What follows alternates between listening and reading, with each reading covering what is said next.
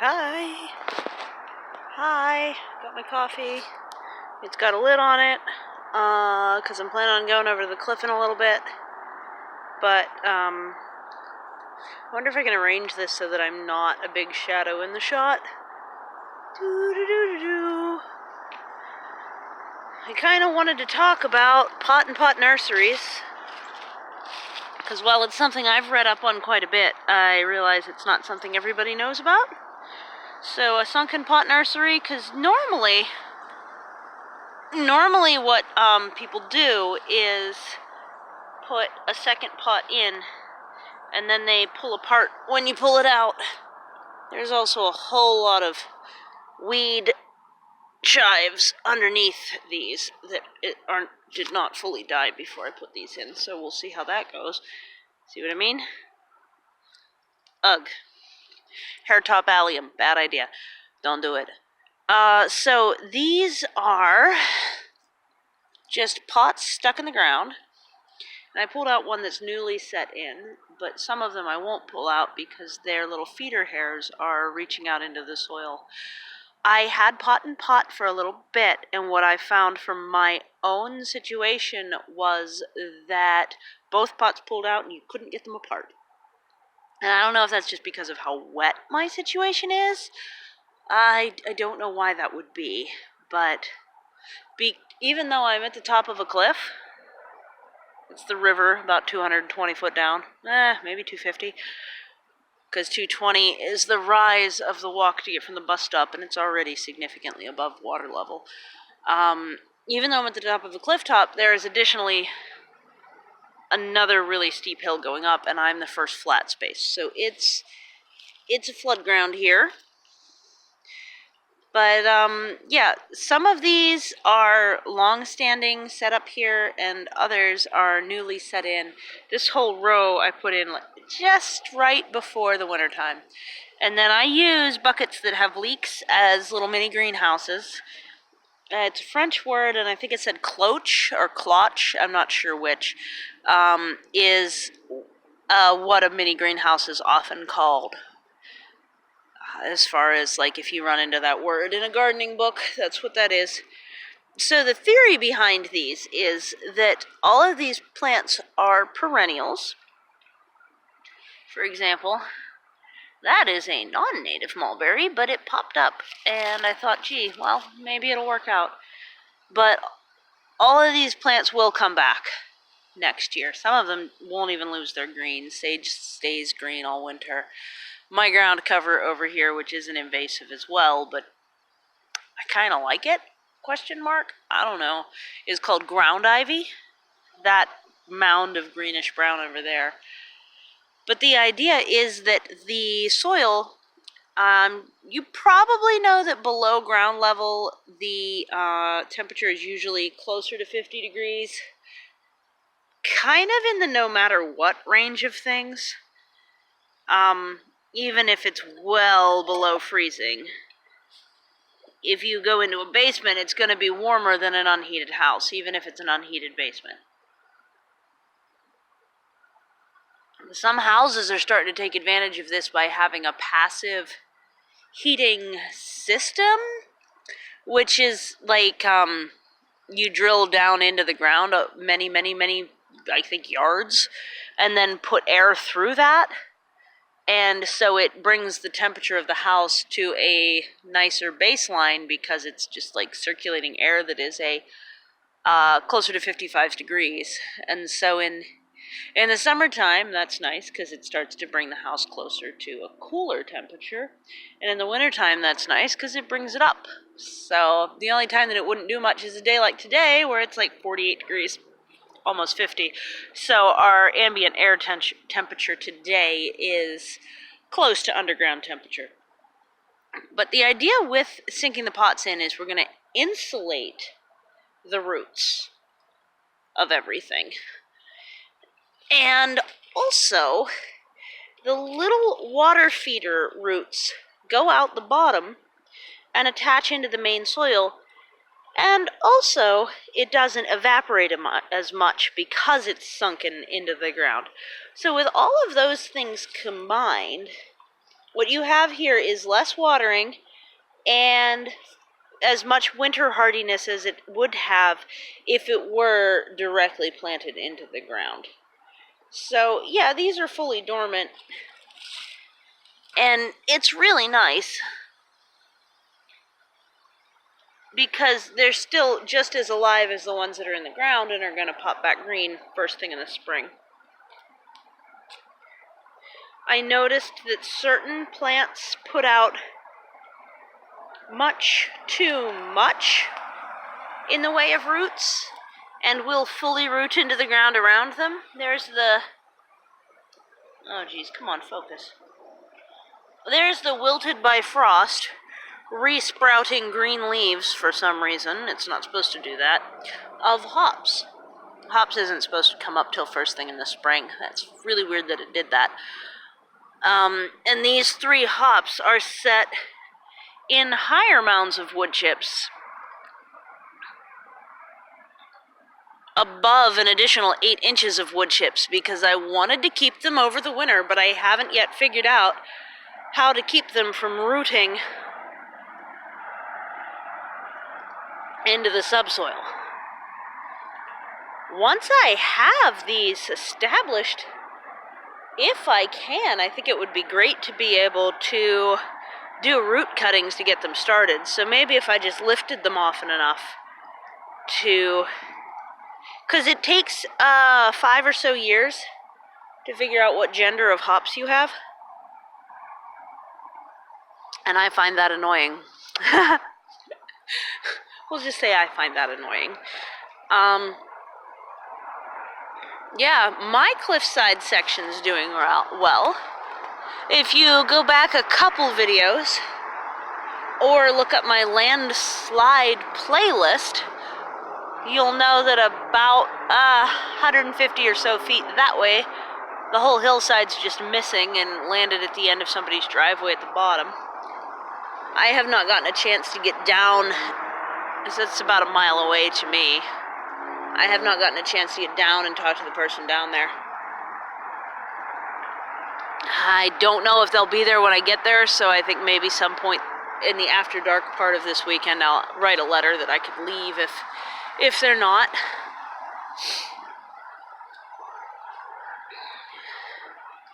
Something I've noticed with the pot in-ground nursery is that the newer plantings, some of them are going a little cockeyed. They're going all crooked. And I think that's just freeze-thaw cycle happening, the same way that plants get jammed up out the ground by ice forming. I believe that the pots are also getting pushed into strange configurations by freeze and thaw. Some of these are a little more above the ground. Some of them are a little more set in. For retrieval purposes, I like them being a bit above the ground, but I'm not sure how well that'll work out for the actual, winter. So this is my first winter with the whole thing set up. This row's been here 3 years, this row's been here 2, and then the rest of it's new, because it turned out to be a really, really good setup. Down here I have a row of bulbs, and over here I also have a row of bulbs. These are, and a few more pots right here. Many of these are undergrown by roots of things that I put in and didn't realize I needed to pull really frequently to keep it from spreading. One of those is milkweed, so I'm not that sad about it. Yeah, so right through here, anytime the ground's thawed, I can stick a fork in and pull out 5 to 7 different varieties of bulbs that I can visually distinguish from each other. And another added feature that I put in with the newer rows of the Pot and Pot Nursery are those daffodils. So many of these, when I pull them up, I'm going to put this down. We'll go pull the same one I did, because I don't want to disturb any other roots if I don't have to. Aster's pretty hardy, though. This is going to be a more extension of a water trench, that's why it's not wood chipped in right here. Yeah, so this one right here, you see those feeder roots, and you can kind of see, I don't know, can you? Yeah. And then you can kind of see a little bit of, once the color goes back, a little bit of brown showing through.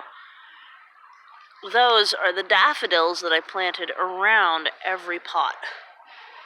And each row's a different variety of daffodil, so that I know when I go in there, I can actually pull up a pot just like I just did. Got my coffee back. And just set it right back. Once those daffodils start dividing, I will be able to create daffodil bulb mixes without disturbing any soil at all, or even disrupting any plant growth, which is super exciting. I'm really happy about how this is set up. I hope this has been informative. Please let me know if you have any questions about setting pots into the ground as a nursery form. It is specifically for perennials. I don't start the seeds in them. I actually start the seeds straight in the ground and then prick them out and plant them in. Some of them I grow them out. Oops, sorry, I kind of lost my balance there. Some of them I grow them out in pots in water catchments that I line up on here, but I find I overwater those and a lot of times they wilt. But I start the seeds in the ground. And I see that one of my seed covers has gone a little cockamamie. But I start the seeds in the ground and then I actually label that's Magnolia. This was a plant I didn't recognize but was in a native garden. I'll see if I can figure it out. Saskatoon, false indigo. My pen wasn't working, but that's bladdernut. And this is a linden tree seed that I found. Hopefully it's basswood, but it's hard to tell. Yeah, so as those come up, they're sown incredibly densely. And as they come up, I'll transplant them into a little bit better spacing. And put them out in pots over there. And hopefully keep the stalk moving, but if not, they'll be, I guess, good compost. I don't know. Hopefully the wood chips will break down quickly enough that I can continue to use them as potting soil medium. I've been mixing them with a bit of compost, and I still have a bit of perlite, but also biochar seems to be a very good substitute for perlite, especially if you can get it infused with nitrogen by whatever method you're comfortable with for that. It can be just compost and let it soak together for a while. That's a pretty good method of getting nutrients into the biochar so that they don't just suck the nutrients out of the roots of your plants. There's also, manure and stuff like that. It's just whatever you're most comfortable with. So that's a good option for potting soil. Of course, my understanding is that in Pennsylvania, you have to prove that you're not sharing any bacteria, good or bad, or insects, if you're a full certified nursery. So that's going to be a limiting factor for me. It sounds like bare root mail order nursery is the only type of nursery that can have their roots growing in live, active soil up until the day that they're processed out. So that might be what ends up in my future. I would be really interested in seeing what kind of process is involved in actually deciding what your stock level is in advance so people can order, and in what the digging and packing is actually involved. So I've been watching Edible Acres, which is upstate New York. It's a little farm, and I'm hoping that their fall sales and stuff like that will get shown. and I'm trying to subscribe to as many mail order nurseries, YouTubes as I can to learn more, because I'm really fascinated by that as a potential future item. So, this is Cliffside Permaculture by Mix Abruptly. Ha, that's me. And this is how I am growing things out. And that is how a sunken pot nursery works. And I hope you learned stuff or whatever. That was super articulate. What can you do? Woohoo! Alright, bye.